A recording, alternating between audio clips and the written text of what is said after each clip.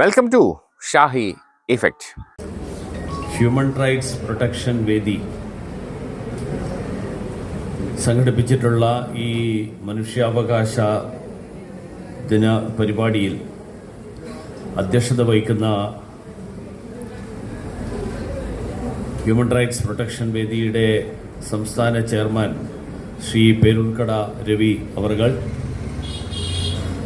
വേദിയിൽ സന്നിഹിതനായിട്ടുള്ള രുക്മിണി നഴ്സിംഗ് കോളേജിൻ്റെ ബഹുമാന്യനായിട്ടുള്ള ചെയർമാൻ ഡോക്ടർ CA മോഹൻ അവർകൾ, റവറൻഡ് ഡോക്ടർ ജ്ഞാനശിഖാമണി കുളമടയിൽ, reverend archbishop doctor PD John Miller, Shri Kavuvila Ansar, Shri MK Vivek, Shri Jagathy Udayan, Shri Hari Vellanad, Rukmini nursing കോളേജിലെ വിദ്യാർത്ഥിനികൾ, മറ്റ് ഇവിടെ സന്നിഹിതരായിട്ടുള്ള സഹോദരി സഹോദരന്മാർ, സുഹൃത്തുക്കൾ, മാധ്യമപ്രവർത്തകർ, എല്ലാവർക്കും എൻ്റെ നമസ്കാരം. 1948 ഡിസംബർ മാസം 10-ാം തീയതി ഐക്യരാഷ്ട്രസഭയുടെ പൊതുസഭ അംഗീകരിച്ചിട്ടുള്ള ഒരു പ്രഖ്യാപനത്തിൻ്റെ അടിസ്ഥാനത്തിലാണ് ഡിസംബർ 10-ാം തീയതി ലോക മനുഷ്യാവകാശ ദിനമായിട്ട് ആചരിക്കാനുള്ള തുടക്കം കുറിക്കപ്പെട്ടത്. നമുക്കെല്ലാവർക്കും അറിയാം, രണ്ടാം ലോകമഹായുദ്ധത്തിൻ്റെ കെടുതികളുടെ പശ്ചാത്തലത്തിൽ രണ്ടാം ലോകമഹായുദ്ധത്തിലെ വിവിധ ജനവിഭാഗങ്ങൾക്കെതിരായിട്ട് നടന്ന ഗുരുതരമായിട്ടുള്ള മനുഷ്യാവകാശ ലംഘനങ്ങൾ, ആ ലംഘനങ്ങളുടെ പശ്ചാത്തലത്തിൽ ആണ് ഈ തരത്തിലുള്ള ഒരു പ്രഖ്യാപനം ഐക്യരാഷ്ട്രസഭയുടെ പൊതുസഭ നടത്തിയത്. എല്ലാ വിഭാഗം ജനങ്ങൾക്കും, ലോകത്തെല്ലാവർക്കും, അവർക്കെല്ലാവർക്കും പൗരാവകാശങ്ങൾ ഉറപ്പുവരുത്തുക, രാഷ്ട്രീയമായിട്ടുള്ള അവകാശങ്ങൾ ഉറപ്പുവരുത്തുക, സാമ്പത്തികവും സാമൂഹ്യവും സാംസ്കാരികവുമായിട്ടുള്ള അവകാശങ്ങൾ ഉറപ്പുവരുത്തുക, എല്ലാവർക്കും വിദ്യാഭ്യാസം, എല്ലാവർക്കും ആരോഗ്യം തുടങ്ങിയിട്ടുള്ള കാര്യങ്ങൾ, എല്ലാവർക്കും തൊഴിൽ, അതോടൊപ്പം സമൂഹത്തിലെ പ്രത്യേക വിഭാഗങ്ങൾ, അത് സ്ത്രീകളാണെങ്കിലും കുട്ടികളാണെങ്കിലും അഭയാർത്ഥികളാണെങ്കിലും ദിവ്യാംഗ വിഭാഗത്തിൽപ്പെടുന്നവരാണെങ്കിലും അങ്ങനെയുള്ളവർക്ക് എല്ലാവർക്കുമുള്ള അവകാശങ്ങൾ ഉറപ്പുവരുത്തുക എന്നുള്ള ലക്ഷ്യത്തോടു കൂടി അന്ന് ഐക്യരാഷ്ട്രസഭയുടെ പൊതുസഭ, general assembly of the United Nations അംഗീകരിച്ച 30ഓളം അവകാശങ്ങൾ, ആ 30ഓളം അവകാശങ്ങൾ എല്ലാവർക്കും അതിന് അർഹതയുണ്ട് എന്ന് പ്രഖ്യാപിച്ചുകൊണ്ടാണ് ലോക മനുഷ്യാവകാശ ദിനമായിട്ട് ഡിസംബർ 10-ാം തീയതി ആചരിക്കാൻ തുടക്കം കുറിച്ചത്. നമ്മുടെ നാടിനെ കുറിച്ച് പറയുമ്പോൾ, അല്ലെങ്കിൽ ലോകത്തെവിടെയുമുള്ള മനുഷ്യാവകാശങ്ങളെ കുറിച്ച് പറയുമ്പോൾ, മനുഷ്യാവകാശങ്ങളും ജനാധിപത്യ അവകാശങ്ങളും പരസ്പര പൂരകമാണ്. ഇത് രണ്ടും പരസ്പരം ബന്ധപ്പെട്ടിട്ടുള്ളതാണ്. അതുകൊണ്ട് തന്നെ ലോകത്തിലെ ഏറ്റവും വലിയ ജനാധിപത്യ രാഷ്ട്രമാണ് ഇന്ത്യ. ജനസംഖ്യയിൽ ഈ അടുത്ത കാലത്താണ് നമ്മൾ ചൈനയെ മറികടന്നത്. പക്ഷേ ഒരു ജനാധിപത്യ രാഷ്ട്രം എന്നുള്ള നിലയിൽ നോക്കിയാൽ ചൈനയുടെ ജനാധിപത്യത്തെക്കുറിച്ച് നമുക്കെല്ലാവർക്കും അറിയാം. ചൈന ഏകകക്ഷി ഭരണം നടക്കുന്ന രാജ്യമാണ്. അവിടെ ജനാധിപത്യം എന്നുള്ളത് ഇല്ല എന്ന് മാത്രമല്ല, മനുഷ്യാവകാശങ്ങൾ അടക്കം നിഷേധിക്കപ്പെടുന്നു എന്നുള്ളത് ഒരു പരസ്യമായിട്ടുള്ള കാര്യമാണ്. അതുകൊണ്ട് നമ്മുടെ രാജ്യമാണ് ഏറ്റവും വലിയ ജനാധിപത്യ രാജ്യം എന്നുള്ള നിലയിൽ നേരത്തെ തന്നെയുള്ളത്. അതുകൊണ്ട് നമ്മുടെ നാട്ടിലെ ജനാധിപത്യ രാജ്യം എന്നുള്ള നിലയിൽ ഏറ്റവും മികച്ച രീതിയിൽ മനുഷ്യാവകാശങ്ങളും സംരക്ഷിക്കപ്പെടുന്നു എന്നുള്ളതാണ് ജനാധിപത്യ രാജ്യമായി നിലനിൽക്കുന്നതിൻ്റെ ഏറ്റവും വലിയ പ്രത്യേകത. കാരണം ജനാധിപത്യം നിലനിൽക്കുന്ന ഒരു രാജ്യത്ത് മനുഷ്യാവകാശങ്ങൾ ലംഘിക്കപ്പെടാൻ എളുപ്പമല്ല. കാരണം ഒരിക്കൽ ജനങ്ങൾക്ക് സർക്കാരുകൾ എങ്ങനെ ഭരിക്കുന്നു എന്ന് വിലയിരുത്താനും അതിൻ്റെ അടിസ്ഥാനത്തിൽ ജനങ്ങളുടെ അവകാശങ്ങൾ നിഷേധിക്കുന്ന ഭരണ സംവിധാനങ്ങൾക്കെതിരായിട്ട് പ്രതികരിക്കാനും ജനങ്ങൾക്ക് അധികാരം നൽകുന്നു എന്നുള്ളതാണ് ജനാധിപത്യത്തിൻ്റെ ഏറ്റവും വലിയ പ്രത്യേകത. അതുകൊണ്ട് തന്നെ നമ്മുടെ നാട്ടിൽ ഭൂരിപക്ഷത്തിൻ്റെയും ന്യൂനപക്ഷത്തിൻ്റെയും സ്ത്രീകളുടെയും പുരുഷന്മാരുടെയും ട്രാൻസ്ജെൻഡറുകളുടെയും ദളിതരുടെയും ഒക്കെ അവകാശങ്ങൾ ഇതിനെല്ലാം തന്നെ തുല്യമായിട്ടുള്ള പ്രാധാന്യം നൽകുന്ന ഒരു ഭരണഘടന, അങ്ങനൊരു ഭരണഘടനയാണ് നമ്മുടെ ഭരണഘടന. ലോകത്തിലെ ഏറ്റവും വലിയ പുരോഗതി പ്രാപിച്ചിട്ടുള്ള രാജ്യങ്ങൾ എന്ന് അവകാശപ്പെടുന്ന രാജ്യങ്ങളിൽ ഉൾപ്പെടെ അവിടെ എല്ലാവർക്കും ജനാധിപത്യ അവകാശങ്ങൾ നൽകപ്പെട്ടത് പോലും കഴിഞ്ഞ ഒരു നൂറ്റാണ്ടിനിടയിലാണ്. കഷ്ടിച്ച് യൂണിവേഴ്സൽ ഫ്രാഞ്ചൈസ് എന്ന് പറയുന്നത് നടപ്പിലായത് ജനാധിപത്യം വന്നു എന്ന് പറഞ്ഞിരുന്നെങ്കിലും ആ ജനാധിപത്യം ചിലർക്ക് മാത്രമായിട്ട് പരിമിതപ്പെടുത്തിയിരിക്കുകയാണ്. നമ്മുടെ നാട്ടിൽ അങ്ങനെയല്ല. നമ്മുടെ നാട്ടിൽ എല്ലാ തരത്തിലുമുള്ള സ്വാതന്ത്ര്യം, ജനാധിപത്യം. ഞാൻ ജനാധിപത്യം എന്ന് പറഞ്ഞാൽ നമുക്ക് നമ്മുടെ അഭിപ്രായങ്ങൾ പ്രകടിപ്പിക്കാനുള്ള സ്വാതന്ത്ര്യത്തെയാണ് നമ്മൾ ജനാധിപത്യം എന്ന് ഇന്നത്തെ കാലത്ത് പറയുന്നത്. നമ്മുടെ ലോകത്ത്, നമ്മുടെ നാട്ടിൽ ഇന്ന് വോട്ടെടുപ്പിനുള്ള അല്ലെങ്കിൽ രാഷ്ട്രീയമായിട്ടുള്ള കാര്യങ്ങളിലുള്ള ജനാധിപത്യത്തെ കുറിച്ചാണ് നമ്മൾ പലപ്പോഴും സംസാരിക്കുന്നത്. നമ്മുടെ നാട്ടിൽ മതപരമായിട്ടുള്ള ജനാധിപത്യം എത്ര ഇതായിരുന്നു. ഇന്ത്യക്കകത്ത്, ഇന്ത്യയിൽ നിങ്ങൾക്ക് ഏത് ദൈവത്തെയും ആരാധിക്കാം. കാരണം ഏത് ദൈവത്തെയും ആരാധിച്ചാലും അതിൽ പ്രശ്നമില്ല. അത് അവസാനം അതെല്ലാം പ്രതീകം, അതെല്ലാം ഒരൊറ്റ ശക്തിയുടെ പ്രതീകമാണ് എന്ന് വിശ്വസിച്ചിരുന്ന ആളുകളാണ് നമ്മുടെ പൂർവികർ. അപ്പോൾ ആരാധനയിൽ ഉൾപ്പെടെ ജനാധിപത്യപരമായിട്ടുള്ള അവകാശം സംരക്ഷിച്ചിരുന്ന ഒരു രാജ്യമാണ്. അതുകൊണ്ടാണ് ഞാൻ പറഞ്ഞത്, ഇന്ത്യയുടെ ജനാധിപത്യം സ്വാതന്ത്ര്യം നേടിയതിന് ശേഷം ഉണ്ടായിട്ടുള്ള ഒരു ജനാധിപത്യമല്ല. ഇന്ത്യയുടെ ജനാധിപത്യം എന്നുള്ളത് ഇന്ത്യയുടെ സമൂഹത്തിൽ, ഇന്ത്യയുടെ തത്വശാസ്ത്രത്തിൽ, ഇന്ത്യയുടെ പാരമ്പര്യത്തിൽ, ഇന്ത്യയുടെ ചരിത്രത്തിൽ അതിൻ്റെ അവിഭാജ്യമായിട്ടുള്ള ഘടകമാണ്. പക്ഷെ നമ്മളിപ്പോൾ സംഭവിക്കുന്നത് നമ്മുടെ നാട്ടിൽ ഇപ്പോൾ ജനാധിപത്യ അവകാശങ്ങൾ, മനുഷ്യാവകാശങ്ങൾ ലംഘിക്കപ്പെടുന്നു എന്ന് പറയുന്ന ആളുകൾ, ആ പറയുന്ന ആളുകൾ പലപ്പോഴും മറ്റു പല കാരണങ്ങളാൽ ഒരു സെലക്റ്റീവ് അഭിപ്രായ പ്രകടനമായിട്ടാണ് പലപ്പോഴും വരുന്നത്. ഈ ഭൗതികവാദികളായിട്ട് സ്വയം പ്രഖ്യാപിച്ചിട്ടുള്ള ഇടതുപക്ഷം എന്നൊക്കെ സ്വയം പറയുന്ന ആളുകൾ, അവരുടെ പിന്തുണയുള്ള ചില NGOകൾ, ഇവരൊക്കെ ചേർന്നിട്ടാണ് ഇപ്പോൾ നമ്മുടെ രാജ്യത്ത് ജനാധിപത്യ അവകാശങ്ങളും മനുഷ്യാവകാശങ്ങളും നിഷേധിക്കപ്പെടുന്നു എന്നുള്ള വാദമുയർത്തുന്നത്. ചില ആളുകളെ വിദേശ നാണ്യ വിനിമയ ചട്ടം ലംഘിച്ചതിന്റെ അടിസ്ഥാനത്തിൽ ഏജൻസികൾ ചോദ്യം ചെയ്യുമ്പോഴാണ് അത് മനുഷ്യാവകാശത്തിന്റെ ലംഘനമാണ് എന്നുള്ള വാദം ഉയർത്തുന്നത്.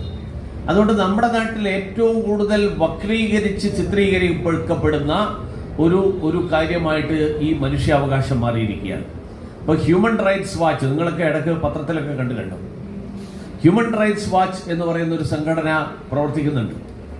ഈ ഹ്യൂമൻ റൈറ്റ്സ് വാച്ച് എന്ന് പറയുന്ന സംഘടന ഇടയ്ക്കിടയ്ക്ക്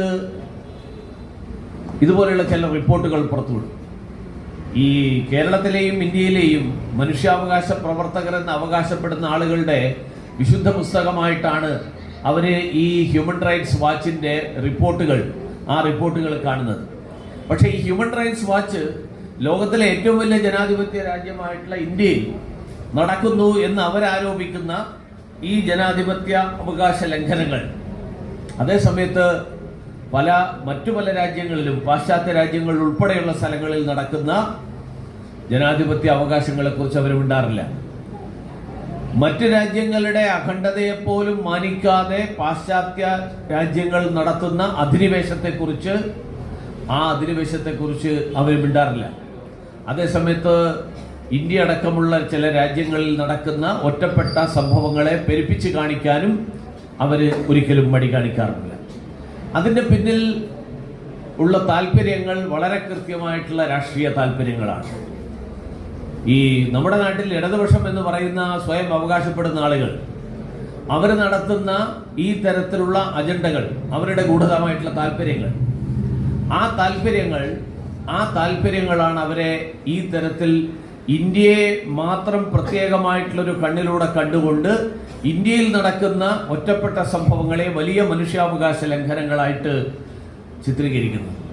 ഇപ്പൊ 10 കോടി മനുഷ്യരെ ലോകത്ത് കൊന്നൊടുക്കിയ കമ്മ്യൂണിസ്റ്റ് പ്രത്യയശാസ്ത്രം, 10 കോടി ആളുകളാണ് കമ്മ്യൂണിസ്റ്റ് പ്രത്യയശാസ്ത്രത്തിന്റെ കൂട്ടക്കുരുതിക്കിരയായിട്ട് ലോകത്ത് ജീവൻ നഷ്ടപ്പെട്ടിട്ടുള്ളത്. ആ ആളുകളുടെ അതിൽ വിശ്വസിക്കുന്ന ആളുകളാണ് ഇപ്പോ ലോകത്തെ ഏറ്റവും വലിയ മനുഷ്യാവകാശത്തിന്റെ സംരക്ഷകരായിട്ട് വരുന്നത്. 4 കോടി മനുഷ്യരെ കൊന്നൊടുക്കിയ ജിഹാദി പ്രത്യയശാസ്ത്രം, ആ ജിഹാദി പ്രത്യയശാസ്ത്രം വെച്ച് വളർത്തുന്ന ആളുകളും അങ്ങനെയുള്ള ആളുകളും മനുഷ്യാവകാശ സംരക്ഷകരായിട്ട് സ്വയം രംഗത്ത് വരുന്നത് നമുക്ക് കാണാം.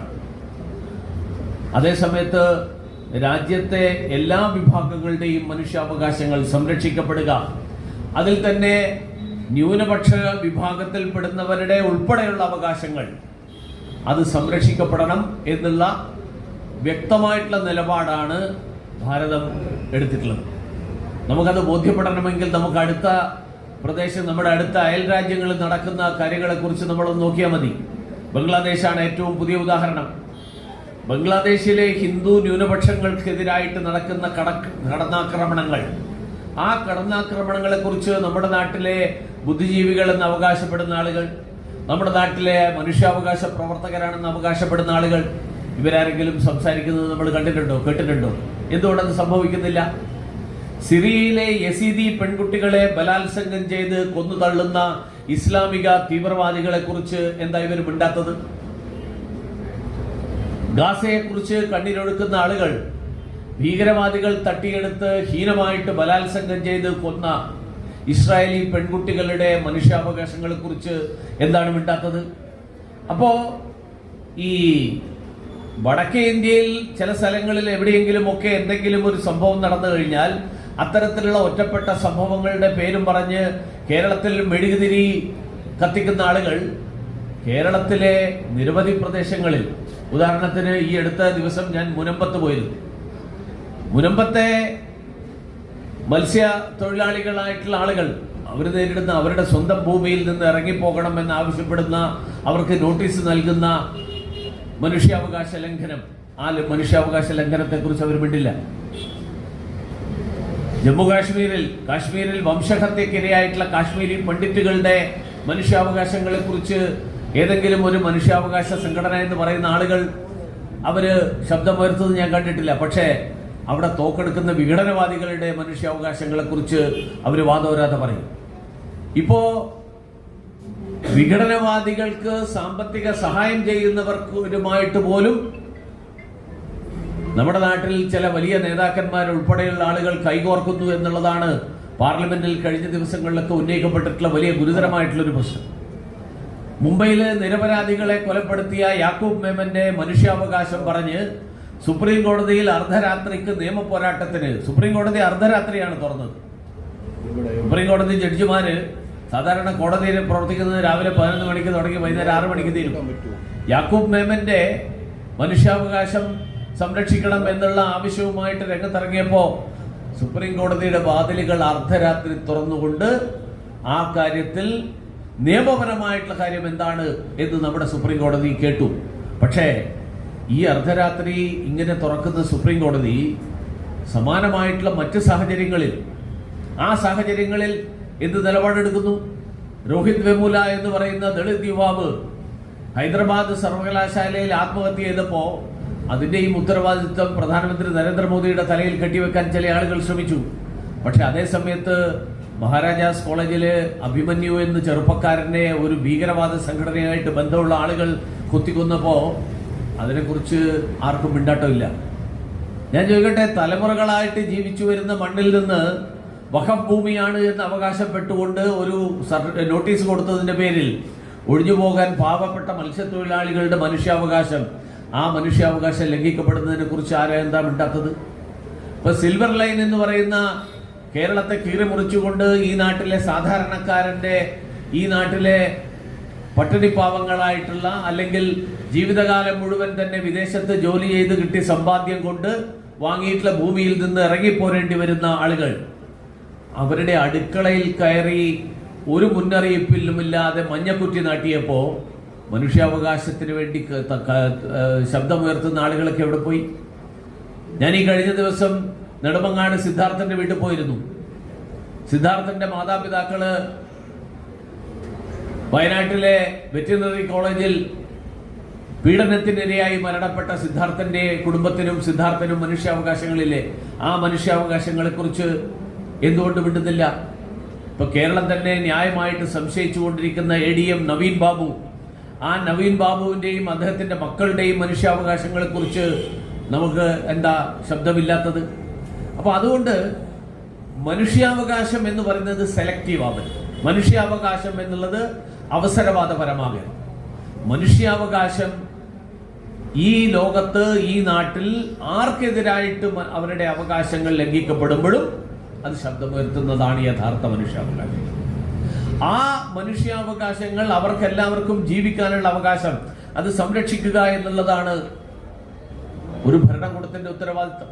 അതുകൊണ്ടാണ് പ്രധാനമന്ത്രി നരേന്ദ്രമോദി എല്ലാവർക്കും അവർക്ക് സ്വന്തമായിട്ടുള്ള ഒരു വീടുണ്ടാവുക, അവരുടെ വീട്ടിൽ പുകയുടെ ശല്യമില്ലാതെ പാകം ചെയ്യാനുള്ള സാഹചര്യം ഈ നാട്ടിലെ അമ്മമാർക്കും സഹോദരിമാർക്കും ഉറപ്പുവരുത്തുക, അതിനു വേണ്ടിയിട്ട് എല്ലാവർക്കും ഗ്യാസ് അടുപ്പുകൾ ലഭ്യമാക്കുക, എല്ലാവർക്കും കുടിവെള്ളം ലഭ്യമാക്കുക, എല്ലാ വീടുകളിലും ശൗചാലയങ്ങൾ ലഭ്യമാക്കുക. ഇതൊക്കെ അന്തസ്സായിട്ട് ജീവിക്കാനുള്ള ഓരോരുത്തരുടെയും അവകാശങ്ങൾ. ആ അവകാശങ്ങൾ സംരക്ഷിക്കുന്നതിന്റെ ഭാഗമാണ്.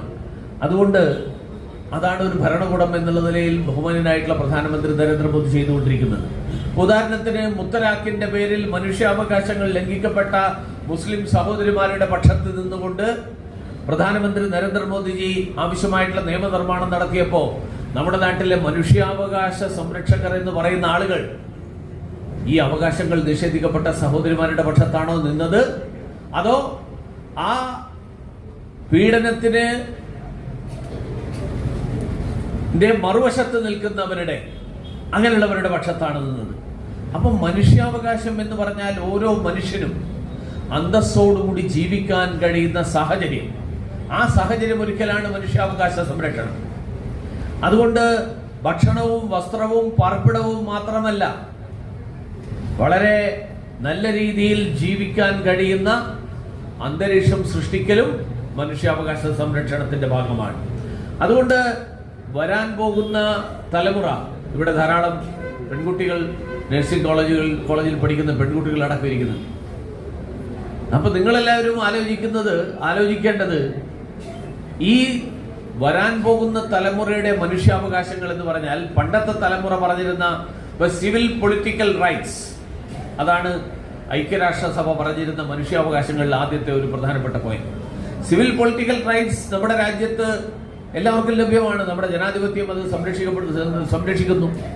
പക്ഷേ അതിനപ്പുറത്തുള്ള നിരവധി മനുഷ്യാവകാശങ്ങളുടെ നിരവധി ഘടകങ്ങൾ, ആ ഘടകങ്ങൾ സംരക്ഷിക്കുക എന്നുള്ളതിലാണ് പുതിയ തലമുറ മനുഷ്യാവകാശത്തെ ഈ പശ്ചാത്തലത്തിൽ വായിക്കണം, ഈ പശ്ചാത്തലത്തിൽ മനസ്സിലാക്കണം. അത് സബ്ജക്റ്റീവ് ആവരുത്, വ്യക്തിനിരപേക്ഷമാകരുത്, അത് ഒബ്ജക്റ്റീവ് ആവരുത്, അത് സെലക്റ്റീവ് ആവരുത്, അവസരവാദപരമാകരുത്. ഞാൻ കാണിച്ചാൽ മനുഷ്യാവകാശ ലംഘനമല്ല, വേറൊരാൾ കാണിച്ചു കഴിഞ്ഞാൽ മനുഷ്യാവകാശ ലംഘനമാണ് എന്ന് പറയുന്ന ആ സമീപനം ശരിയല്ല.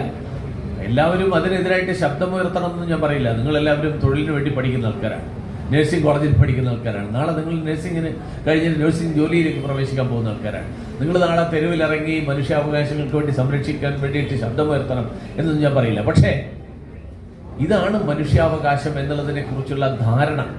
ആ ധാരണയെക്കുറിച്ച് ആ ഒരു വ്യക്തമായിട്ടുള്ള ധാരണയുണ്ടാകണം. എവിടെയൊക്കെ മനുഷ്യന് അന്തസ്സായിട്ട് ജീവിക്കാനുള്ള അവകാശം ചോദ്യം ചെയ്യപ്പെടുന്നുവോ, നിഷേധിക്കപ്പെടുന്നുവോ. ഇപ്പൊ ഈ കഴിഞ്ഞ ദിവസം ഞാൻ കണ്ടു, പത്തനംതിട്ടയിലെ ഒരു നഴ്സിംഗ് കോളേജിലെ ഒരു വിദ്യാർത്ഥി ആത്മഹത്യ ചെയ്തതാണോ, മരണപ്പെട്ടതാണോ, കൊല ചെയ്യപ്പെട്ടതാണോ എന്നുള്ളതടക്കമുള്ള സംശയം. അപ്പൊ ഇങ്ങനെയുള്ള നിരവധി കാര്യങ്ങൾ നമ്മുടെ നാട്ടിൽ നടക്കുമ്പോൾ ഇത്തരത്തിലുള്ള കാര്യങ്ങളെ കുറിച്ച് നമ്മുടെ മനസ്സിൽ ഇതിനെക്കുറിച്ചിട്ടുള്ള വ്യക്തമായിട്ടുള്ള ധാരണയുണ്ടാകണം. അതല്ലാതെ ഈ മാധ്യമങ്ങളിലൂടെ നടക്കുന്ന മനുഷ്യാവകാശത്തിന്റെ പേരിൽ നടക്കുന്ന അവസരവാദ പ്രചരണങ്ങൾ, ആ അവസരവാദ പ്രചരണങ്ങളിൽ കുടുങ്ങരുത് എന്നുകൂടി ഞാൻ അഭ്യർത്ഥിക്കുകയാണ്. ഈ തരത്തിൽ വസ്തുനിഷ്ഠമായിട്ടുള്ള തരത്തിൽ എല്ലാവരുടെയും അവകാശങ്ങൾ സംരക്ഷിക്കാൻ വേണ്ടിയിട്ടുള്ള പ്രവർത്തനങ്ങൾ, ആ പ്രവർത്തനങ്ങൾക്ക് നേതൃത്വം നൽകാൻ ഹ്യൂമൻ റൈറ്റ്സ് പ്രൊട്ടക്ഷൻ വേദിക്കാവട്ടെ, ഇന്നിവിടെ വിവിധ മേഖലകളിൽ സ്തുത്യർഹമായിട്ടുള്ള പ്രവർത്തനങ്ങൾ കാഴ്ചവെച്ചിട്ടുള്ള നിരവധി ആളുകളെ അവർക്ക് പുരസ്കാരങ്ങൾ കൂടി നൽകി ആദരിക്കുന്ന ഒരു ചടങ്ങ് കൂടി സംഘടിപ്പിച്ചിട്ടുണ്ട്. തീർച്ചയായിട്ടും ഈ പുരസ്കാരങ്ങൾക്ക് അർഹരായിട്ടുള്ള മുഴുവൻ ആളുകളെയും അനുമോദിക്കാൻ കൂടി ഞാൻ ഈ അവസരത്തിൽ ആഗ്രഹിക്കുന്നു. എല്ലാവർക്കും ഒരിക്കൽ കൂടി നമസ്കാരം. പുതിയ വിശേഷങ്ങളുമായി വീണ്ടും കാണാം. അതുവരെ ഏവർക്കും ഷാഹി ഇഫക്റ്റിന്റെ സി ഓഫ്.